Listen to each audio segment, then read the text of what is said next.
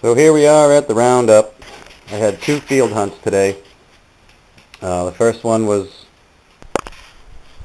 well, sorry for the wind. I wanted you guys to get a look at where I'm detecting today. One of the highest points in my town. So sorry for the wind again, and we'll get back to you with the first find. Garbage, not much there. Just this is pretty cool. I don't know what it is. It's a bullet casing. It's got an H on it. I think maybe a Henry. I don't know. But there's no firing pin, so it's a rim fire. But it's a huge caliber. So whatever that is. So right here out of this hole, I got this. Now I don't know much about bullet shells, but that height is awful short for a rifle. But that diameter is awful large for a pistol. Plus there's no firing pin.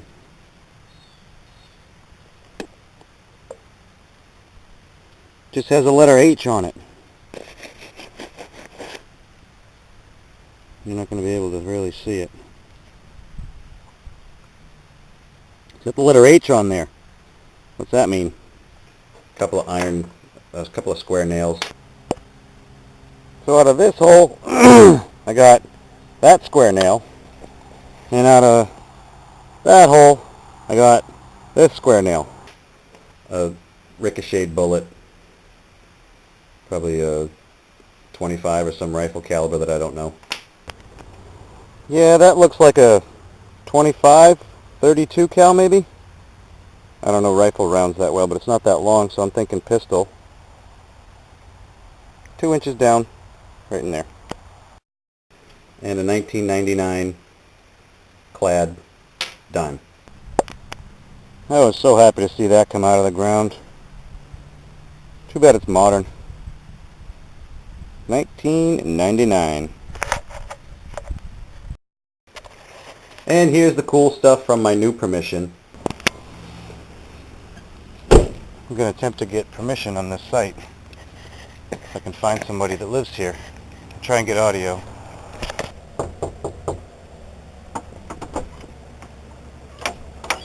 Hello, hi, my name is Jay, how are you? I'm Dan. Dan, how are you? I'm good. Is this all yours? That's yours. Well, it's my dad's. It's your dad, that's Yeah. awesome. Yeah. Does he allow people to metal detect on the land? Has Not, anybody asked? yeah, not on the lawn. He doesn't want anybody No. digging on the lawn. Understand? Yeah, but if you want to go out in the field and go around, we've had a couple guys do it. Yeah, and they find anything? I don't think so. What? Oh, Dad, we got another fellow wants to see if it's okay to go metal detecting out behind the barn. Yeah. Okay. Thank you, sir. Yeah. Any history on that? Anything happen out there, or Well, just farm? just farm. Yeah, Yeah. It's always just been a farm, you know. Yeah. And it's mostly cows and horses and stuff. Maybe, check along the stone walls. Maybe somebody dropped an old coin when they were moving rocks to Sitting build down this to stuff. take a break or something, yeah. Who knows? That's the idea. Yeah, there you go. Well, That's good the idea. luck. I don't know. If I find anything special, I'll come back and show you. Yeah, definitely. All right. Definitely. Thank you. Thank you. So that went well. That's our next permission. We're going to swing a little bit right now. See what happens. Take a second to get set up. There's the iron. I only dug big iron, hoping to find some farming tools of some kind. You saw me dig, well, I'll show you digging this one. That was my very first target. What a beautiful property. I just had a conversation with the owner. I didn't want to show any faces. I told them that I film, and they don't mind if I dig out in these fields. Well, this field here, it's a hay field. They don't want me digging on the lawn or anything. My first target, the truck's right there. I've come here, found this metal piece of some kind. Clean it up, see if we can get anything off of it. And a bolt with a washer, some sort of a big heavy hinge for something. One of these deals that screws on, kind of modern. This is a bearing race for a wheel hub, somewhat modern. This is actually the race to a wheel bearing off of a truck or a tractor. This is the compulsory iron ring. Would have been a steel ring off of a oxen team or a horse team for plowing the field. Hey Bob, I got one too, buddy. It's not a key or a toy car, but it's the compulsory iron ring. About 5 inches down. Piece of sheet metal, pretty thick gauge. Rang up pretty good, rang up in silver because it was on edge. So, some tin foil, some scrap copper, just a piece of copper, another piece of copper, I don't know what it came off of, maybe an old tape measure or something. Copper wire, fence copper, bottle cap. This thing here, which looks like one half of a piece of a pressed together drawer handle, like a drawer pull, you know. That was pretty cool. Here's something interesting. Seems to be copper. Looks like a spoon handle, maybe. Let me clean it up. Well, I dug all the dirt out of it, and I still don't know what it is. It looks like maybe a measuring spoon. I don't know.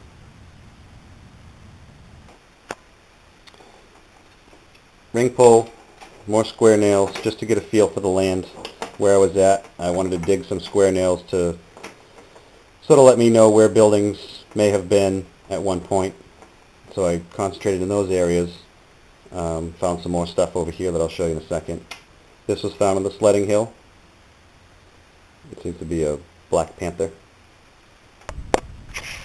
So this is giving off a nickel signal. And it's this piece right here. Looks like a pin of some sort. Pin's bent. Still on it. Oh. Cool. It looks like a panther. The bullets. This pair. Modern bullet. Either 25 or 32 maybe. 380. Somewhere in that neighborhood. That's where we found that one bullet. This is where we find another one. Same thing. I guess that one was a warning shot. And this pair. Bullet number 3. At least I think it's a bullet. Solid lead. Real heavy. Almost looks like a pellet, like one of those giant varmint pellets for a, I don't know, a little bit bigger than a .22. Anybody know if that is or isn't a bullet? I seem to remember seeing bullets with the brass all the way up to here, and just that tip sticking out like that. And the rest of that would have been in the shell. Anybody knows? Let me know. And another one. Apparently this field has bullets that come in breeding pairs. I haven't found any of the babies yet, but the one I just dug out of here is this one. The other one was out of the plug that you can't even tell is there, but it's right here. And this one's this far away. Another one of them funny looking ones. This mangled would have been a nice buckle, but it looks like the hay baler got to it. Well, that could have been a real nice, whatever it was. Looked like it might have been a belt buckle, or a buckle of some kind. It's copper. About, well, one piece was 4 inches down, the other one was 6 inches down. And the rest I'm going to go into macro for. The first penny, well this one anyway, is the 1956 wheat cent. Alright, just flip the plug open, and there you can see that compared with the sod line, is perfectly on edge. The Ace 250 with the double D coil had absolutely no problem picking it up. told me exactly what it was. I haven't looked at it yet. And we have 1 cent. It's a wheat penny. 56. 56 wheat penny, 4 inches down. On edge, not bad. This is a 1937.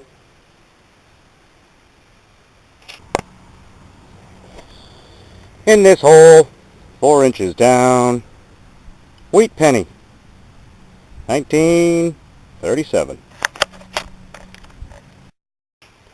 And up near the yard more, this is a 1971, I believe, dime. Another penny signal.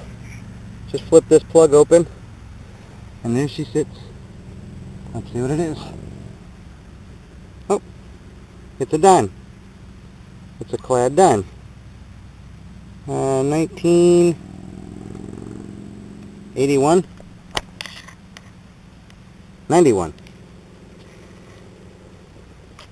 81 or 91. This button, this is the cool button. It says gilt on the back of it. So it's late 1800s, early 1900s. Plain front. So it would have been gold gilt, probably on a dress shirt. Okay, 2 square nails later, and I got me an old button. It's tiny. It's probably a cuff button, shirt button, or maybe a blouse button, but it's totally plain. Still got the shank on it, and it was about 3-4 inches deep. So, yeehaw, I like this site much better. And then this is a pewter spoon, something I've had on my list to find, and I found one. But this one actually has a cool story to it. Alright, time to scratch another one off of my list. That's an old spoon. It's very heavy. I don't know if it's silver or pewter or what. It looks like it got hit by something once upon a time. I'll try and get some markings off of it and show you. Freaking cool, man. It did ring up as penny dime, so maybe it's plated. Probably silver plated, but I'll let you know more when I find out. I showed it to the farmer, and I showed him the end right here and the other end right here. I thought this was going to be like an ornate decorative type of end, but it's not. It looks like it's all chewed up. So I spoke to the farmer, and he said exactly that.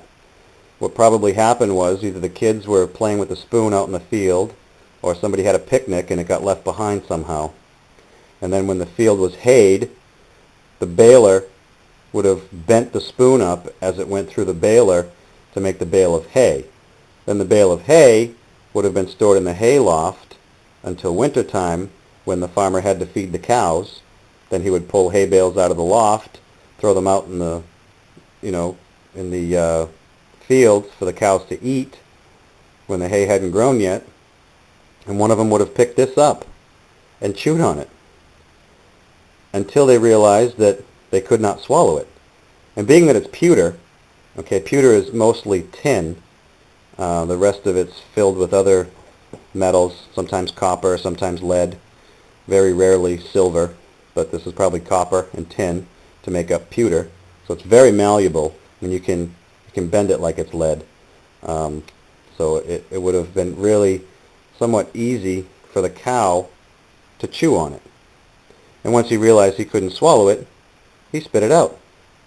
And I dug it up a foot down in the dirt. So that's pretty cool.